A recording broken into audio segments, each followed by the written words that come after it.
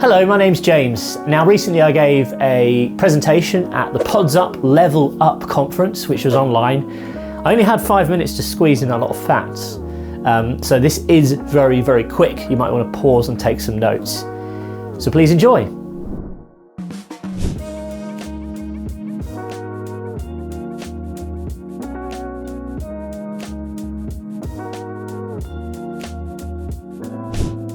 Hey, I'm James. I have a question for you.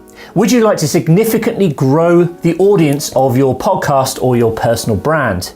Would you like to meet loads of other cool podcasters just like you, talking about things similar to what you're talking about in your podcast? And would you like to do something that's actually quite fun to do and not too time consuming? Well, if you answer yes to all of these three questions, then pay attention to this talk because we've only got 5 minutes and I've got a lot to get through. So back in June, I set myself a challenge of getting booked on 30 podcasts within 30 days as a guest. This is what is known as a podcast tour, and it's a fantastic tool to really help grow your audience and get yourself out there. And you know what? 30 podcasts within 30 days? I failed. I ended up doing 46, which was absolutely awesome. Now, I want to talk today about how you can replicate the results that I got. So first of all, let's answer the question why. Why do we want to get booked on this many podcasts? Why should we go on a podcast tour? Firstly, spread your reach even further. You know, it's the real perfect way to gain more exposure for your podcast and, you know, put yourself in front of an audience who probably weren't already aware of you. Next, you might be thinking, it'd be great to get booked on Joe Rogan's podcast. That's not going to happen, most likely. I mean, who knows? You never know. It might do. But let's be realistic here. You know, it's still an opportunity to get in front of niche audiences who are completely relevant to what you are about and tell your stories to these audiences. Tell them about what you do, tell them about your podcast, your products, your services, etc. And also, if you think about it this way, if you get the opportunity to go and speak in the town square once a week in front of a couple hundred people and tell them about your business, tell them about your story, you do that, right? Of course you would. So why is going on a podcast tour any different? It's really just putting yourself in front of super engaged, super niche audiences, finding podcasts that are completely relevant to your podcast and complementary.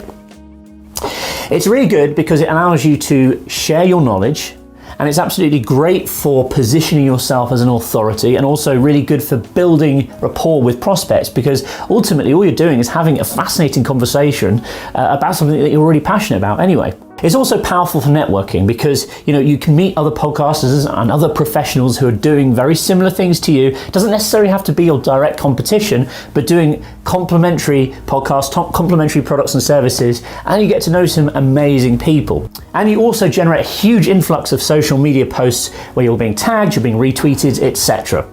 So what's next? How do we actually get engaged with that many podcasts and how do we go on a podcast tour? Well, firstly, we need to establish our pitch. We need to think about specifically how we can deliver value on the podcast. I think when you go on a podcast as a guest, you should be all about delivering value. You shouldn't be just there to do, you know, your standard spiel or a standard sales pitch. You need to be tailoring your guest appearance to each episode. That doesn't mean you can't tell the same stories and, you know, share some of the same bits of knowledge again and again, but try and tailor your appearance on each episode to that specific podcast. Have a look at what types of podcasts you think will be complementary to yours. As I said before, it doesn't have to be podcasts that you think are your direct competitors, although sometimes that can be good as well. It can be podcasts that have got complementary offerings. They're talking about similar topics. For example, let's say you have a fitness podcast. You might want to look at podcasts about sort of nutrition or mental well-being. You know, if you're running an accountancy firm and your podcast is about business and accountancy, look at other professional services. So maybe team up with solicitors or financial advisors, etc. You get the general idea. Don't fall into the trap, as I said, of thinking these are my competitors, I can't be associated with them. Look at complementary products, complementary services, complementary podcasts. Next up is about forming a hit list of podcasts that you think will be really good for you to collaborate with, if you like, and you think you'd be a very, very good match with. Next up, you need to reach out to these podcasts. It's really about being friendly, approachable, but direct and just saying, look, I'd love to be on your podcast as a guest. Here's what I can offer. Here's what I think your audience will really love that I have to talk about. Okay, that's the most crucial thing.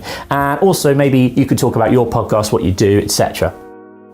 And as I mentioned before, try and tailor that pitch if you can, at least a little bit, to each podcast. All right, so now I'd like to quickly introduce you to Matchmaker.fm for the last minute and show you how easy Matchmaker.fm makes this whole process. Matchmaker.fm is a community which connects podcasters with guests. It's free to join and has grown to over 13,000 members since launching in February. You can sign up and create a profile for your show or for yourself as a guest, or both. And once you've done this, it's really easy to filter relevant podcasts based on things like their category, their location, or just using keywords. Reach out to the podcast by pressing the contact button, write your pitch as a guest, as I mentioned, be both personal and talk about value. So sign up to Matchmaker.fm, create a profile, build a list of podcasts that you want to appear on, and start making those all-important connections today. Thanks very much for watching this video. Hope you enjoyed it, and let me know if you're thinking about going on a podcast tour. It can be a fantastic tool to grow your audience for your podcast or your personal brand. Drop me a comment below. Also, if you haven't already, please do sign up to Matchmaker.fm. It's free to join. It's an awesome community. We've just hit 14,000 members, which I can't believe because we only launched about 8-9 months ago.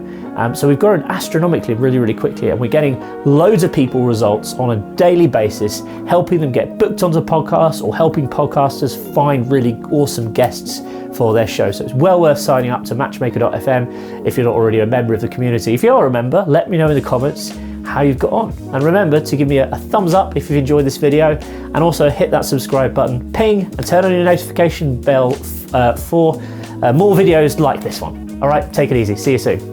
Hey, wait, before you go, perhaps you're looking to start a podcast for your business.